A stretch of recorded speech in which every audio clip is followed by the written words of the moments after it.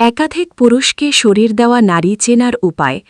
মানুষের শারীরিক সম্পর্ক বা অতীত আচরণ কেবল বাইরে থেকে দেখে বা কোনো নির্দিষ্ট শারীরিক লক্ষণ দিয়ে নিশ্চিতভাবে চেনা সম্ভব নয়।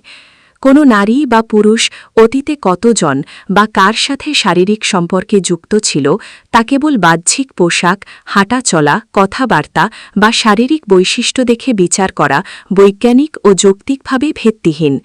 তবে সম্পর্কের ক্ষেত্রে সততা, নৈতিকতা এবং পারস্পরিক প্রতিশ্রুতির বিষয়ে জানতে বা বুঝতে কিছু বিষয় লক্ষ্য রাখা যেতে পারে।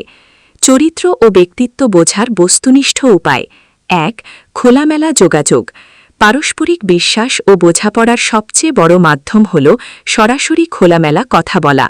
একজন মানুষ তার অতীত বা বর্তমান জীবনধারার বিষয়ে কতটা সত্যবাদী তা আলোচনার মাধ্যমেই স্পষ্ট হয়।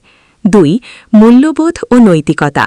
একজন মানুষের নৈতিক মূল্যবোধ, সম্পর্কের প্রতি তার দৃষ্টিভঙ্গি এবং অনুভূতির প্রতি মর্যাদা দেওয়ার মানসিকতা থেকে তার সামগ্রিক ব্যক্তিত্ব বোঝা যায়। ৩. আচরণগত ধারাবাহিকতা। কোনো ব্যক্তির কথা এবং কাজে মিল আছে কিনা, সে বিশ্বস্ত কিনা তার সময়ের সাথে সাথে তার আচরণ দেখে বোঝা যায়। ৪. অন্যের প্রতি দৃষ্টিভঙ্গি। বিভিন্ন মানুষের সাথে কথা বলা বা মেলামেশা করার ক্ষেত্রে তার মর্যাদা বজায় রাখার ধরন থেকেও তার মূল্যবোধ প্রতিফলিত হয়। প্রচলিত ভুল ধারণা ও কুসংস্কার।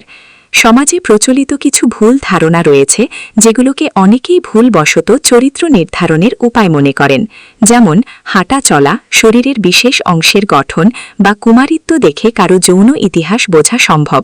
এটি একটি সম্পূর্ণ ভুল ধারণা। কুমারিত্ব খেলাধুলা, সাইকেল চালানো বা স্বাভাবিক শরীরের পরিবর্তনের কারণেও ফেটে যেতে পারে। একটি সুস্থ সম্পর্কের ভিত্তি। কাউকে জানার বা বোঝার ক্ষেত্রে নির্দিষ্ট কোনো গাণিতিক ফর্মুলা বা শারীরিক লক্ষণ নেই। সম্পর্কের মূল ভিত্তি হওয়া উচিত পারস্পরিক বিশ্বাস, সম্মান, সততা। কোনো মানুষের অতীত জীবন নিয়ে কোনো সংশয় থাকলে বা সম্পর্কের স্থায়িত্ব নিয়ে চিন্তা থাকলে অবৈজ্ঞানিক লক্ষণ না খুঁজে সরাসরি আলোচনার মাধ্যমে বিষয়টি সমাধান করাই সবচেয়ে শ্রেয়।